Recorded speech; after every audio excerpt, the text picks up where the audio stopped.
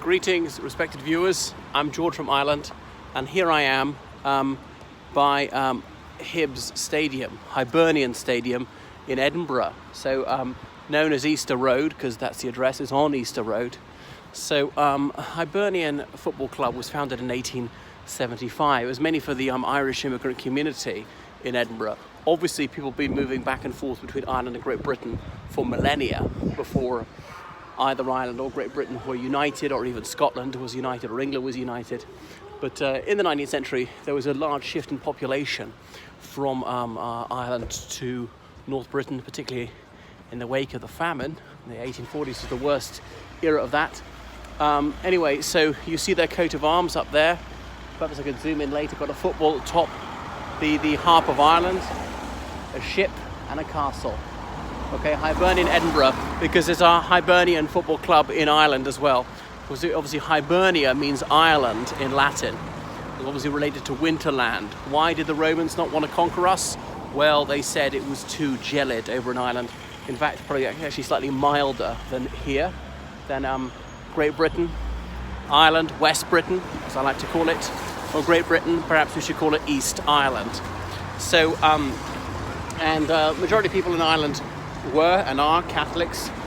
Doesn't matter that denominational distinction these days, but it very much in the 19th century there's quite a lot of anti-Catholicism and, fair enough, quite a lot of anti-Protestantism, but the Protestant community was very much the majority in Great Britain but a minority in Ireland. So some people here were bigoted against us, saying they didn't like the Papists. Now, Catholics, we virtually never call ourselves Papists or even Roman Catholic, because yes, the Bishop of Rome, he is the Pope, as in he's the head of the Catholic Church. But we normally just say Catholic. We very seldom say Roman Catholic. Maybe we want to be absolutely explicit about that, to mean we're not talking about Greek Catholic or Ukrainian Catholic or indeed Anglo-Catholic. So a Greek Catholic is not a Catholic of the Greek nationality, though this person could be.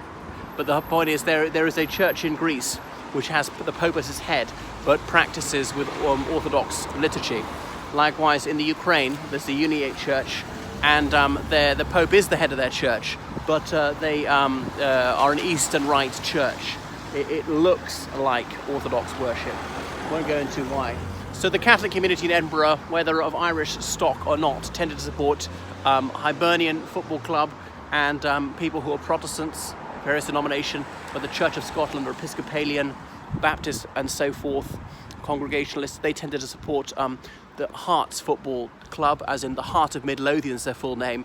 Must be the only football club in the world named after a novel, because the Heart of Midlothian is a novel from the early 19th century by Sir Walter Scott, that celebrated novelist and poet from Edinburgh. Okay, so the county around Edinburgh is called Lothian, which can be subdivided into East Lothian, West Lothian and Mid Lothian. So Edinburgh would be in Mid Lothian because it's the middle of the county. So that's you see Lothian buses and this Lothian Road and so forth. And this was sort of on the edge of the city at the time. We're almost in between Leith and Edinburgh, because the port of Leith was not incorporated in the city of Edinburgh until 1920. And then here we are off just a little bit to the, I'm trying to think which way, a little bit to the west of the city, no, east of the city, sorry. Yeah, so that's why there was open space and people to expand, get out of the railway station at Waverley or whatever and walk towards the city was growing outwards, where the housing was more affordable. So you get some idea of the scale of the place. I shan't walk all way around that way. So they're one of the most successful teams in North Britain. They've won the Scottish Football Association Cup on numerous occasions. They've got players from other countries, so known as Hibs for short. Hibs versus Hearts. There's sometimes been an exchange of views between supporters of either club. The Sunday service or whatever, the Saturday service, as in organised hooliganism, it was terrible in the 80s. There was a bit of an old firm aspect to it, a bit of sectarian animus. It was never as dreadful as in Glasgow.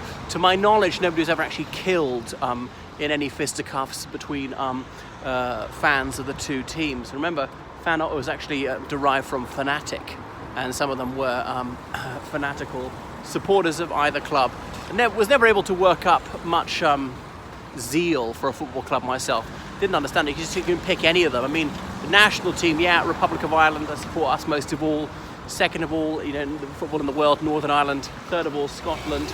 There's an early association here. Fourth of all, England. Fifth of all, Wales. Not anti-Cymric, however you say it. Cymrophobic, perhaps. I've only been to Wales about thrice. And I used to support other countries, Catholic countries like France and Spain and so on, quite high up. I'm not sure. Should it be Commonwealth countries like Australia, on the basis that Australia is sort of Irish? I pointed this out to a headmistress once, and she said to me, "I'm glad you don't teach geography if you think Australia's Irish." So here we're on Albion Place, as in an old name for this island of Great Britain, because when people saw the white cliffs of Dover from the continent, they saw white, and of course that's white in Latin, alba, like an albino or so, something like that. So then they applied it to the whole island.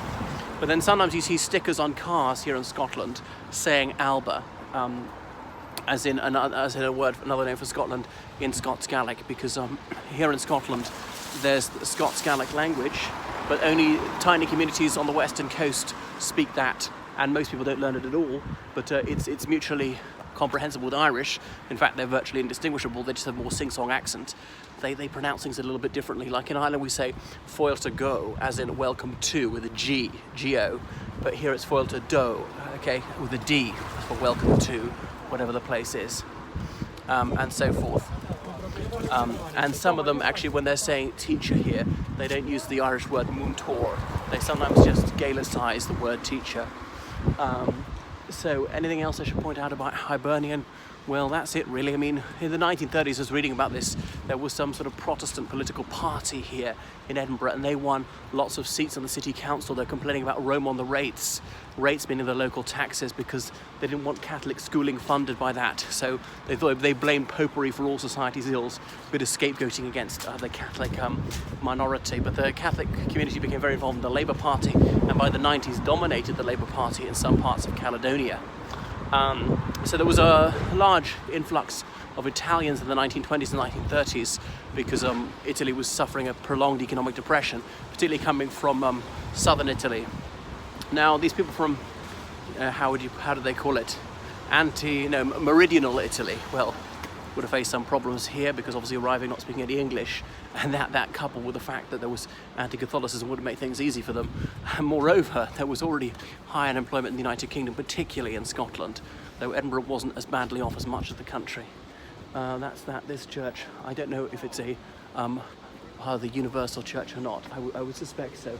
I don't think there's really the same sort of sectarian geography as there once was to Edinburgh, or as I think there is even to some extent today in Glasgow, like Govan being a very Catholic area, and where a particularly Protestant area would be perhaps around Ibrox or the Copeland Road and so forth. But anyway, denominational identity is declining. And that's one of the fascinating things, how it doesn't really matter so much, has been to some extent decoupled from identity. In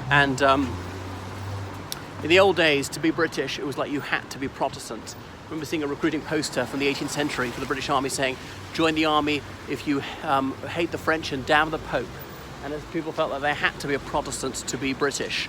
And so where did that leave the Catholic minority? Feeling like we weren't properly British, or in Ireland when the Union came, one of the reasons people think, oh well, the British don't accept us, we cannot be British if we're Catholic and blah blah blah, so we'll be Irish, and that's obviously in contradistinction to being British. They can't fit together. You can't be Irish within being British, like you could be English, Scots or Welsh within being British. That was the way some people felt about it. But anyway, things have moved on since then. Then there was even the Jew Act in the mid 18th century, in the 1750s, saying that should Jewish people be allowed to be naturalised, if they were born in the United Kingdom, they were British. But if they were not, could they become British? Because previously they had to attend worship in the established church. It could be the Church of Scotland or the Church of England. But then the Jew bill was thrown out by Parliament. No, they couldn't do it. Because remember, a Jewish person in good faith could not attend Christian worship even once. Obviously that law was changed, and they can be naturalised. People of any faith can be naturalised, and things have moved on because they're British people of all religious denominations, and none. They're people who are Hindu, Sikh, Buddhist, Jain, Parsi, Muslim, you name it, and plenty of atheists and agnostics. So it doesn't really matter. And notice how in Northern Ireland, before the referendum, they showed that something like 70% of people were pro-union, about 20% of people wanted a united republic, about 10% of people were unsure. And worryingly for Sinn Féin, even 20% of Sinn Féin voters wanted Northern Ireland to stay within the UK. Because you think that was the whole raison d'etre, was to break up the union.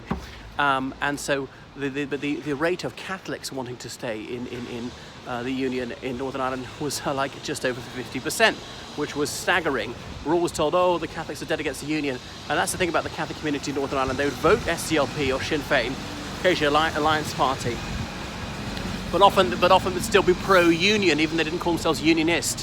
Whereas in Scotland, where most people have a Protestant background, as in Church of Scotland, could be Baptist, could be Free Presbyterian, could be Episcopalian, their support for the union in some opinion polls was below 50%. Now we all know in that 2014 referendum, the pro-union side won 55% of the vote.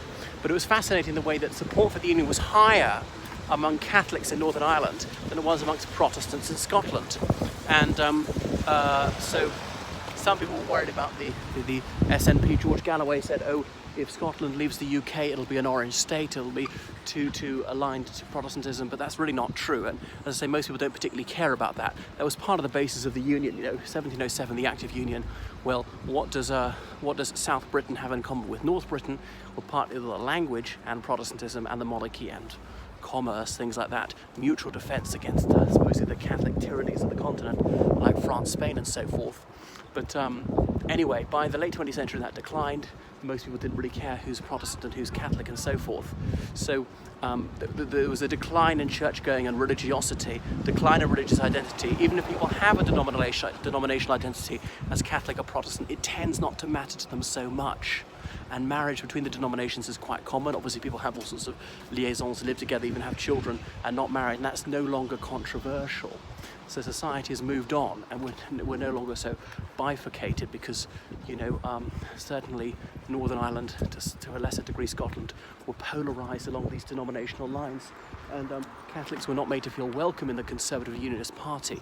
People said it plumped for the orange vote. I met Michael Ancram, that former Conservative MP, or to give him his real title, the Marquis of Lothian.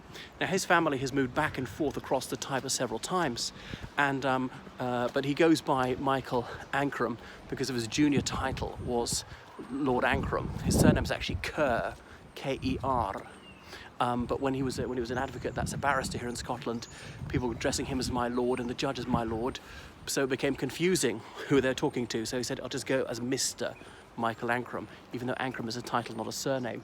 But he was elected a Conservative Unionist MP for a constituency here in southern Scotland in 1974, and he said he was the first Catholic to be elected an MP, a Conservative MP, for forever really, since the Conservative Party had that name in any form in 1830 when John Wilson Croker, the Irish politician, famously published that article in the Quarterly Review, proposing the usage of the term Conservative Party rather than Tory. Anyway, so that's just a little bit about Hibernian Football Club. You can tell that I know diddly squat about footer, but I'm fascinated by ethnic religious identity, politics, psephology, and so forth. All right, so please follow me on Facebook, Twitter, and Instagram. I know I'm not terribly good at updating these things. I must become more efficient. Do you want to be my remote PA, or would you like to be my intern helping me out? Because I'm a bit of a technophobe and a Luddite, as you can see, a bit of a caveman. Technologically challenged, yes, I can flush a lavatorium, and that's about the size of it. So please, thank you so much for your donations on Patreon and PayPal, sustaining me. Those are absolutely vital. I can't thank you enough. I praise you to the moon, and these are crucial. These keep this channel going. Without that, this channel is no more.